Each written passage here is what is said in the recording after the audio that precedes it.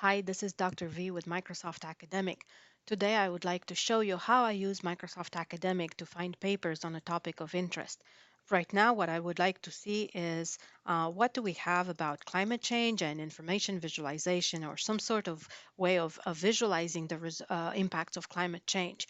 As I begin typing some of the words that I can think of, I see that Microsoft Academic interprets them and offers some suggestions. I'm really interested in this one. This is going to show me papers that have been tagged with both the topic of climate change and that of visualization.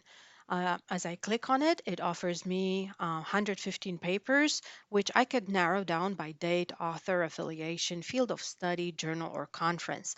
I'm going to only choose papers that have also been stamped with the topic visual communication, and this results in 5 papers, which is a really a good number for me to start with.